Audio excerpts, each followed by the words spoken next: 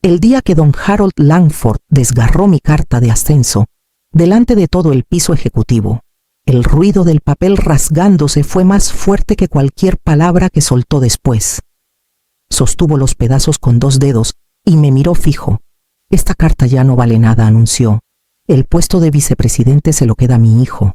Por un segundo nadie respiró. Las sillas quietas, los bolígrafos suspendidos en el aire y todas las miradas clavadas en mí, como esperando que explotara. Yo no exploté. Sentí una calma rara, de esas que te agarran cuando ya no te queda nada que perder. Mantuve la voz firme. Don Harold, esa carta la firmó el consejo. Hace semanas que aprobaron mi transición. Él agitó la mano como espantando moscas. El consejo entiende lo que significa la continuidad familiar. Tadeo ya está listo. Tú vas a apoyar el cambio como buena empleada leal. Tadeo Langford, que estaba parado al fondo haciéndose el importante, enderezó los hombros. 27 años, con unas ganas locas y un desconocimiento peligrosísimo. Intentó regalarme una sonrisita de perdón, pero su papá lo cortó con una mirada que mataba. Junté las manos. Si esa es su decisión final, entonces yo también tengo la mía. Don Harold frunció el ceño. No hagas un drama, Amalia. No es drama, le dije. Es renuncia. Las palabras salieron tranquilas, sin calentura, sin amargura. Saqué de mi bolso el sobre que tenía preparado desde días antes y lo puse encima de la mesa de caoba. Nadie se movió. Hasta la seguridad de Tadeo se le vino abajo. Don Harold se inclinó hacia adelante. Estás tirando por la borda 10 años de estabilidad. No contesté. Me estoy quitando de encima 10 años cargando esta empresa yo sola. Salí de la sala mientras el silencio atrás de mí no sabía si era shock o alivio. No volteé. No hacía falta. Mis pasos sonaban distintos, como si el edificio ya no tuviera derecho a retenerme. 3 meses después, cuando los noticieros no paraban de hablar del derrumbe de BioSpring, me llegó un mensaje del mismo don Harold. Tú no. Tendrás algo que ver con esto, ¿verdad? Miré la pantalla. Recordé el ruido de esa carta rompiéndose y empecé a caminar hacia la vida que me esperaba afuera de esa oficina. Yo no pensaba quedarme en BioSpring más de 1 año. Eso me dije cuando firmé mi contratación hace 10 años. Pero una crisis llevaba a la otra y, sin darme cuenta, la empresa empezó a apoyarse en mí como náufrago en tabla. Todavía me acuerdo de la primera bronca gorda. Un informe de estabilidad marcó una anomalía en un lote que valía casi 4 millones de pesos. Daniel, el de calidad, agitaba el papel y me susurraba. Si esto le llega a don Harold, nos crucifica al laboratorio entero. Dámelo, le dije. ¿Tú crees que puedas arreglarlo? Yo puedo evitar que destruyan producto perfectamente bueno, contesté. Tomé el informe y reescribí la interpretación antes de que don Harold oliera nada. Después vino la noche en que se cayó el sistema automático de registros, justo en plena auditoría de la COFEPRIS. 2 gerentes grandotes se pusieron histéricos. Uno gritaba, «Diles que fue un apagón, nos cierran la planta».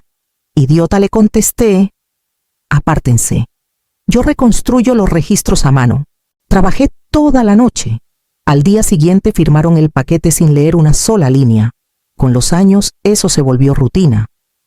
Alguien decía mi nombre bajito en el pasillo. Me deslizaba una carpeta o me llamaba a las 5 de la mañana con el mismo ruego, «Amalia, por favor, si esto sale mal, estamos acabados». Y yo lo arreglaba. Calladita. Bien hecho. Sin que me dieran las gracias. Los Langford solo notaban que no pasaba nada grave. Nunca el esfuerzo que había atrás. Una vez, don Harold soltó. El liderazgo de nuestra familia mantiene estable esta empresa. Casi le respondo. Tu familia no reescribió el manual de cumplimiento en 3 días. Pero me lo tragué y seguí trabajando. La verdad fue cayendo despacito. Me dejaban salvar la empresa, pero nunca pertenecer a ella. Al día siguiente de mi renuncia, Tadeo Langford ya estaba sentado en mi silla. Dio una vuelta completa para probar el giro y levantó la vista cuando me paré en la puerta. Amalia, dijo, alzando la barbilla. Espero que no haya rencores. Tú no ganaste nada que yo pueda resentir, le contesté. Se aclaró la garganta. Mi papá quiere resultados rápidos, lanzamientos más seguidos, números trimestrales más fuertes. A costa de la seguridad, a costa de retrasos innecesarios, me corrigió, golpeando un gráfico en su pantalla. Mira, si reducimos a la mitad las pruebas de estabilidad, nos ahorramos días de producción. Eso no es ahorrar días, le dije. Eso es jugar a la ruleta rusa con la norma. Tadeo sonrió como si le hubiera hecho un cumplido. La innovación siempre le parece riesgo a los que se quedaron en los métodos de la abuela. Daniel apareció a mi lado. Tadeo. Esas pruebas existen porque un lote malo puede volar contratos de más de 4 millones de pesos. Tadeo lo despidió con la mano. Los datos solo sirven si apoyan el rumbo que queremos. Mi papá está de acuerdo. Ahí lo sentí, el barco empezó a ladearse. De la ciencia hacia la ambición ciega. Esa misma tarde, una investigadora llamada Lidia me alcanzó cerca de las escaleras. Le temblaba la voz. Vi el memo que mandó Tadeo. Está saltándose toda la secuencia completa de pruebas. Él no entiende las consecuencias. No le importan, susurró Amalia. El imperio se está cuarteando. Todos lo sentimos. 2 días después, Tadeo me interceptó en el área del café. Tienes todavía 2 semanas a notificaciones. Quiero que todo quede impecable. ¿Quieres los procedimientos? Quiero los atajos, dijo. Los que nunca escribiste. No los escribí, le respondí, porque los atajos son la forma más rápida de hacer implosionar una empresa. Sonrió como si le hubiera lanzado un reto. Ya verás cómo te demuestro lo contrario. Me fui, dándome cuenta de que él creía que cada locura que hacía era prueba de su genio. El día que se hacía efectiva mi renuncia, don Harold me llamó a su oficina. Se sentó detrás del escritorio como juez a punto de dictar sentencia. Amalia empezó. Esto es innecesario. Estás exagerando. Me voy. Don Harold, los papeles ya están entregados. Se recargó en la silla. Tienes 45 años. A esa edad las empresas no hacen fila para contratarte. Correré el riesgo. Entrecerró los ojos. El agradecimiento es una especie en extinción. Aquí tenías estabilidad. Aquí tenía una cruz. No estabilidad, le dije. Cargué lo que todos fingían que no existía. Cerró una carpeta de golpe. No te hagas la indispensable. Nunca lo hice. Ustedes lo hicieron cada vez que dependieron de mi trabajo sin reconocérmelo. Apretó la mandíbula. Si sales por esa puerta, no esperes carta de recomendación mía. Nunca se la pedí, contesté, con la voz serena. Te vas a arrepentir, soltó. Capaz, le dije, pero el arrepentimiento sigue siendo mejor que seguir callada en un lugar donde el silencio se confunde con obediencia. Por un momento se quedó mudo. Luego tiró su última carta. Estás abandonando 10 años. Eso no es valentía, es soberbia. No estoy abandonando nada, le dije. Por fin estoy dejando de sostenerlo todo. Puse la última hoja firmada sobre su escritorio. Don Harold la miró como si fuera una traición que nunca se imaginó. Al salir al pasillo, Daniel me tomó del brazo, me metió un papelito doblado en la mano y susurró. Léelo después. Tenía los ojos rojos, pero no dijo más. En el elevador abrí la nota. Todos sabemos que debiste haber sido tú. Apreté el papel hasta que llegaron las puertas. Cuando se cerraron, sentí una ligereza extraña en el pecho. Algo que no reconocía desde hacía años. Afuera, la lluvia de Seattle, o sea, el aguacero eterno de siempre, me golpeaba la chamarra mientras caminaba hacia la calle, tratando de entender la paz que empezaba a formarse dentro de mí. 2 semanas después de dejar Bio Spring, estaba sentada en la mesa de la cocina de mi tía Mercedes en Tacoma, mirando una pila de cuentas que había ordenado y desordenado 3 veces. Me tocó la muñeca con suavidad. Te ves cansada, mija. Estoy bien, le dije. Dejaste un trabajo fijo, murmuró. Eso no es cualquier cosa. Era fijo solo porque yo lo sostenía con las uñas. Suspiró bajito. Aún así, a los 45 empezar de cero no es fácil. Lo sé, susurré. pero quedarme hubiera sido peor. Abrí la laptop y revisé la lista de solicitudes que ya había mandado. Siento que nadie va ni siquiera a abrir mi currículum. Alguien va a verlo, me dijo. Tienes demasiado recorrido para que te ignoren. El recorrido no sirve cuando los que mandan son los equivocados. Mandé otra solicitud, luego otra. Le sonreí forzadamente a mi tía. Capaz el mes que viene ya me contestan algo. A la mañana siguiente, mientras hacía café, sonó el celular. ¿Habla Amalia Rovira?, preguntó una mujer con voz firme. Sí, soy yo. Le habla la doctora Celeste Portillo, de Laboratorios Norte Meridiano en Chicago. Revisamos su perfil. Me gustaría platicar con usted sobre un puesto directivo. Casi se me cae la taza. Tan rápido. Su historial de cumplimiento habla solo, dijo. ¿Puede venir a entrevista esta semana? Sí, contesté, con la voz entrecortada. Después de colgar me quedé sentada, aturdida. Mi tía sonrió desde el otro lado de la cocina. Te lo dije. Esa misma tarde me llegó un mensaje de Daniel. No debería mandarte esto, escribió, pero tienes que verlo. Era una captura del chat interno del equipo de calidad. Métricas cayendo, pruebas saltadas. Un investigador avisando que habían pasado un lote sin verificación completa. Miré los mensajes y sentí un nudo en el pecho. Las grietas ya se estaban abriendo en el sistema que yo había sostenido 10 años. Y en alguna de esas líneas ya algo se había roto sin remedio. Estaba en Chicago para la segunda entrevista cuando llegó el primer mensaje de Daniel. Amalia. Liberaron el lote, escribió. No cumplió la ventana completa de estabilidad. Me metí a un rincón silencioso de Norte Meridiano y lo llamé. ¿Qué pasó? Tadeo lo empujó, dijo Daniel. Les dijo a todos que los datos que faltaban eran innecesarios. Ese lote necesitaba 7 días más de monitoreo. Dijo que esperar era perder el tiempo. Antes de que pudiera contestar, llegó otro mensaje. Esta vez de Lidia. Ya lo mandaron a la cadena de restaurantes en San Francisco, escribió. El director llamó furioso. Le respondí al instante. Cancelaron el contrato. De inmediato contestó. Eran más de 4 millones de pesos. En el descanso vi un noticiero en la tele del lobby.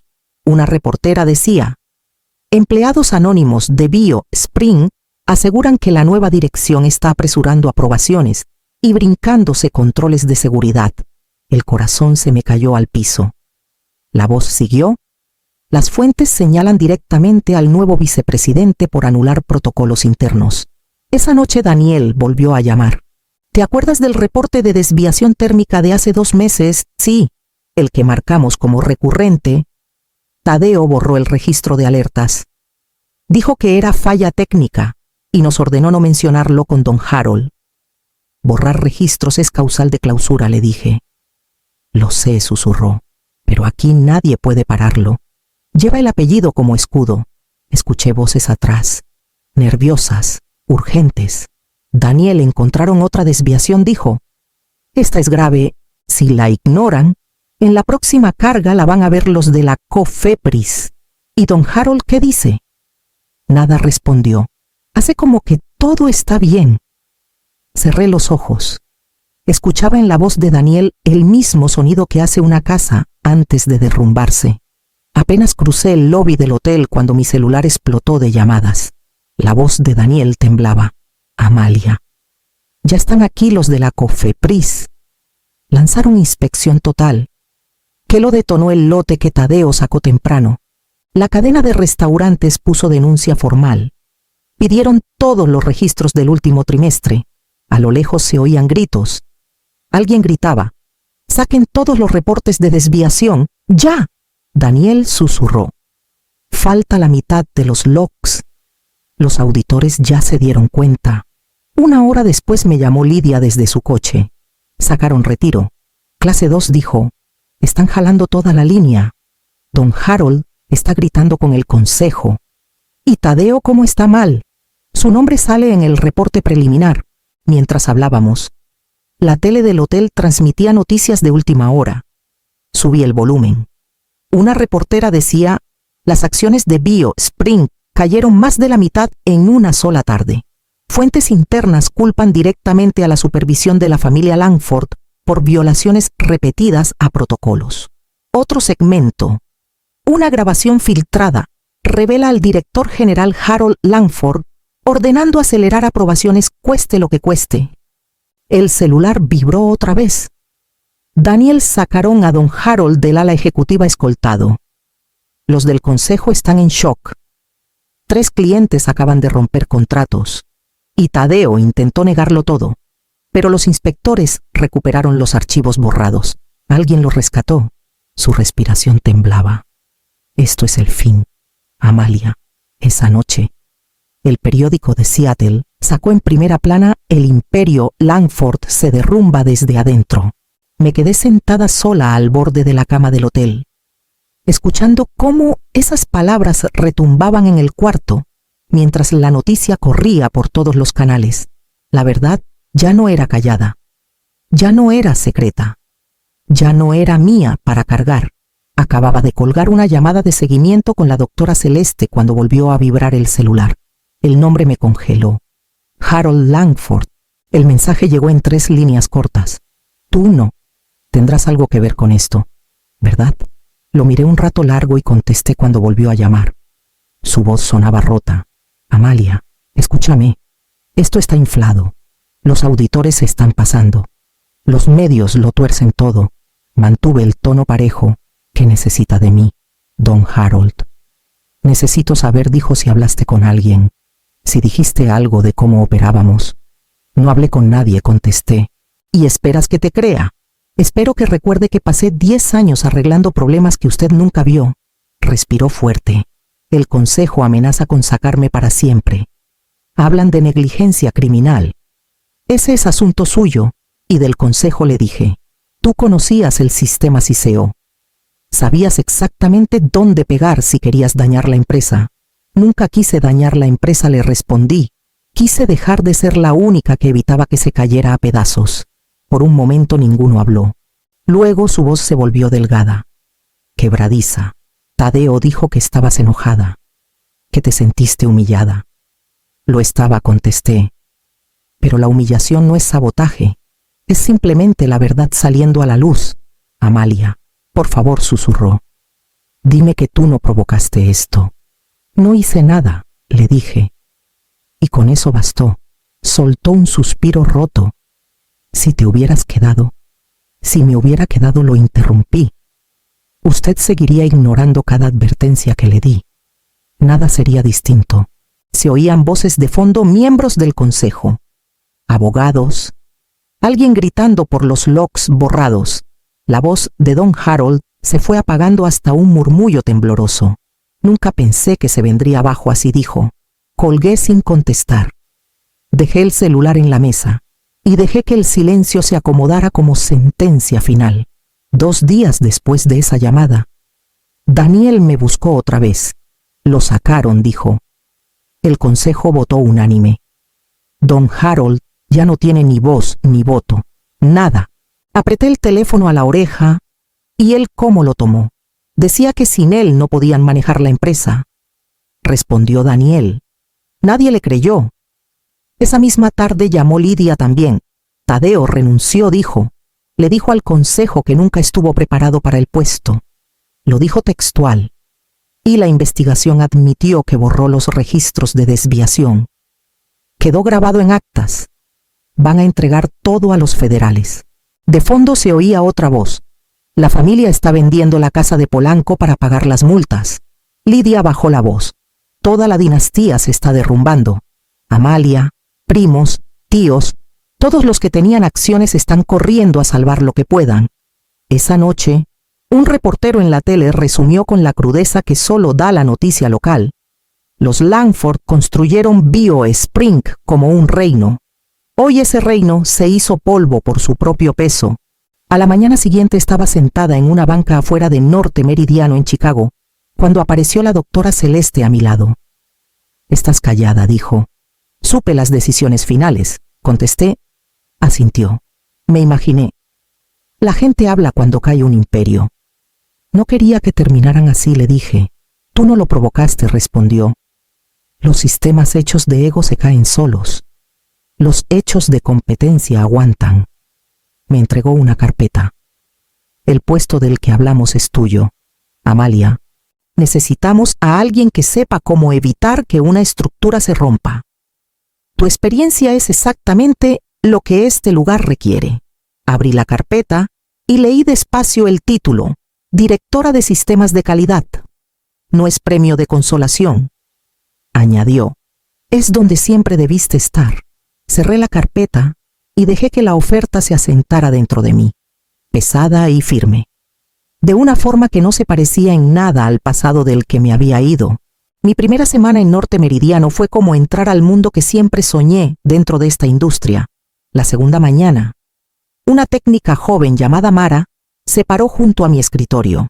¿Usted es la nueva directora?, preguntó. Sí, le dije.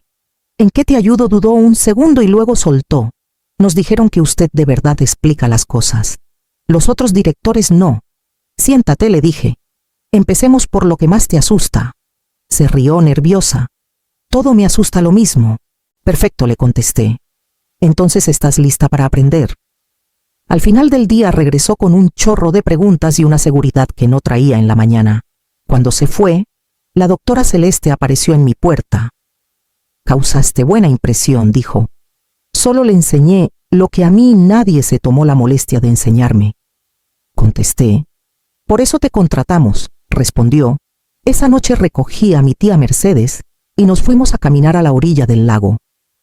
Me tomó del brazo mientras veíamos el agua. Te ves más ligera, dijo. Y lo estoy, le contesté. Por primera vez en años. Se detuvo y me miró de cerca. ¿Al fin te vieron? Sí, le dije, pero no como yo esperaba. Al día siguiente, en una junta de inducción, uno de los auditores senior me apartó un momento. He seguido tu trabajo desde hace años, dijo. Tus correcciones en los paquetes de auditoría antiguos de BioSpring saltaban a la vista para quien de verdad lee los detalles. Se me cortó la respiración. ¿Sabían quién había hecho esos cambios? Todos lo sabíamos, respondió. Nunca fuiste invisible, solo nunca te dieron el crédito. Algo dentro de mí se acomodó. Algo que había estado temblando demasiado tiempo. Ya en casa, mi tía me pasó un té y dijo: no necesitaste venganza, mija. No contesté, solo necesitaba irme. Por la ventana. Las luces de Chicago se reflejaban en el agua, brillantes y abiertas, como si ese futuro nuevo hubiera estado esperándome mucho antes de que yo llegara.